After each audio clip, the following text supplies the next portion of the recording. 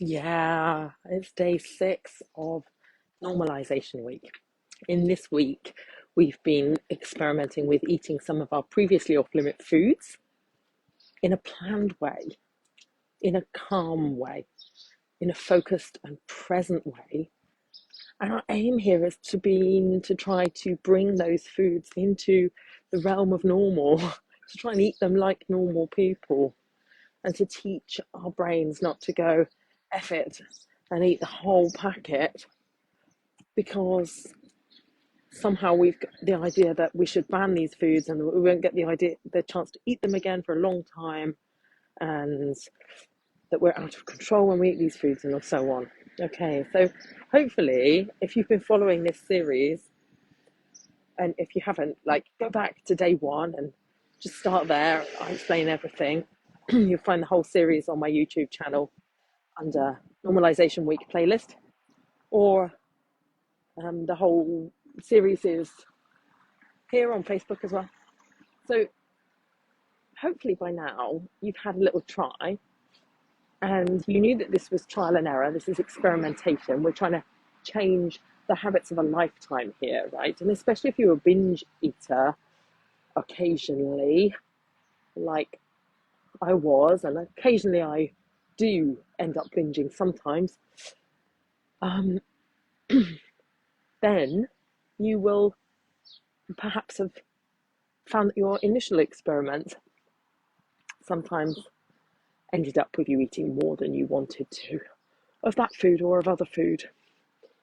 And so this is where the part of being a food psychology coach gets really interesting, and working with a coach becomes really interesting because it's our thoughts that create our feelings, and our feelings that drive our actions.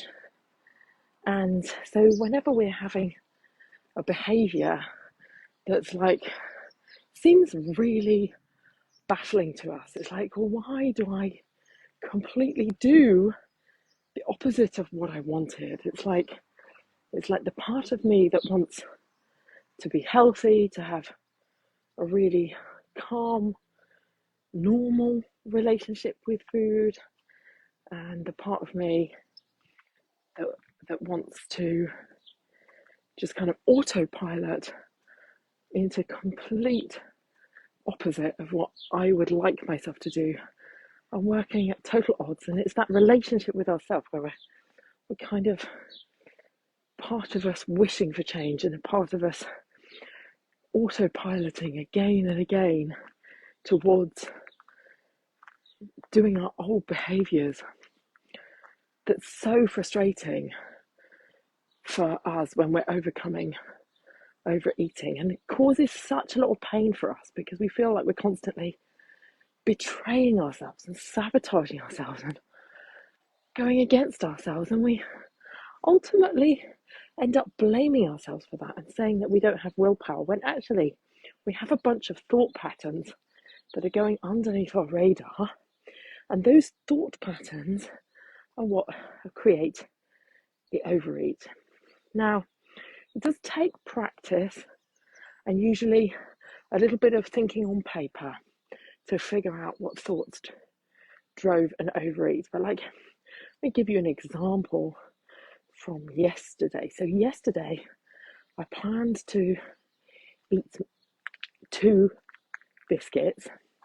That was my previously off limits food, my pulse that I planned. I wrote down the plan for that, and I successfully ate them mindfully, and I successfully noticed the urge to keep eating, to go get more biscuits, and I didn't respond to that. I just allowed that to come and go itself. So that was a win, right?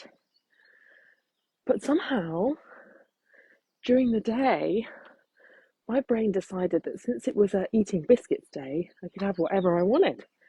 And I ate a bunch of banana bread, and then later on ate a bunch of cereal at 10 o'clock at night. So something happened in my thinking. Now, what I think happened in my thinking was an absolute classic in relation to previously off limits foods, which is all or nothing thinking. And this is a thought pattern, a thought distortion that's commonly identified in cognitive behavioral therapy. And it's maybe the biggest thought habit that you've got going on with your previously off limits foods. So just think this through. You've told yourself for years and years that you shouldn't eat this food, that this food was a bad food, bad for you perhaps in health terms, bad for you perhaps in weight terms, perhaps even makes you feel ill or groggy or lethargic or whatever. So you've told yourself you shouldn't eat it, right? And you've tried to go without it for long periods of time. And then when you have eaten some, your brain's gone, hey, this food is rare. This food is scarce. This food is rare like diamonds. And if I find it, I'm going to eat it now because tomorrow you're going to take it away from me. Yeah. And, you might be conscious that you've often thought, I'll have it now and I'll be good tomorrow. And I'll clean up my eating tomorrow.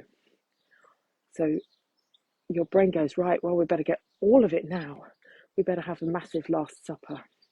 All or nothing. Just like my brain said yesterday, oh, you're eating biscuits. That means it's an all situation. Everything and anything, right? The brain doesn't get it. Brain is very black and white. The brain's going to take some while to be trained. No, we live in the middle space now. We're not at one extreme or another. We're not at binge and restrict. We're here in the middle, learning what normal feels like. And I'm not going to blame myself that yesterday my brain swung like a pendulum back to an old habit. I'm just really interested to notice that some of that all or nothing thinking is still around. Yeah, still around as a signal, a habit, a memory.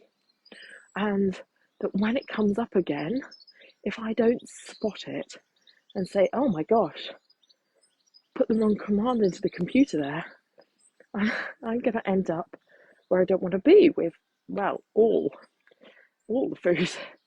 Yeah, so today I'm going to challenge you to notice your all or nothing thinking. Notice your black and white thinking around these foods.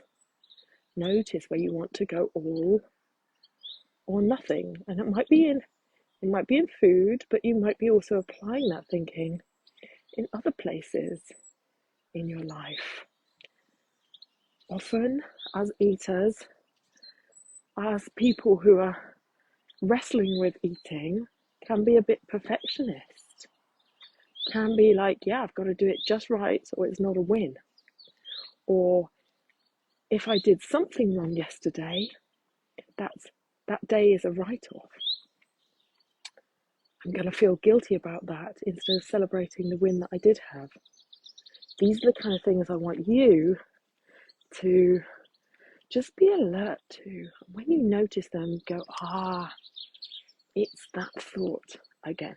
And just creating that distance between yourself and your thought, just noticing it like a sentence that's shown up in your brain, a bit of neurological junk, is going to help you in the long run. Now, it's not a total solution. It doesn't mean that thinking goes away. It doesn't mean you don't obey that thinking. So in the long run, there's going to be more work to do to get some better thoughts in there. And that's where coaching and hypnotherapy and habit change, all of the tools that I bring to our coaching within the Sensational Eater program are going to help you. And if you're in Sensational Eater already, you can bring those kind of thinking to our session and we can think of something better and have a go at reprogramming it for you. And have a go and getting you working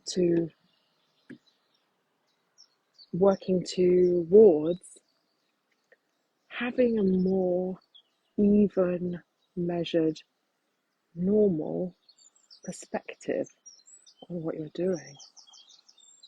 Great. Well, I'd love you to comment on where you're seeing your all or nothing thinking showing up, and whether that's a thought pattern that you recognize as being a habit in your life, and can you even think of a thought that can replace it yet, or have you just noticed it?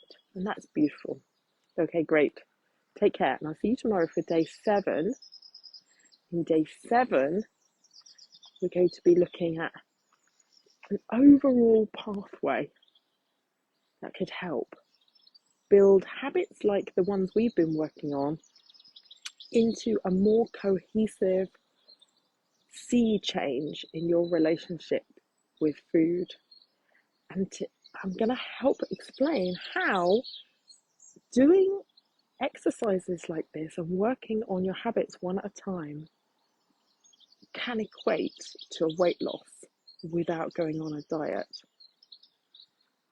All right, best wishes to you. Kind regards. Much love. Have a good day.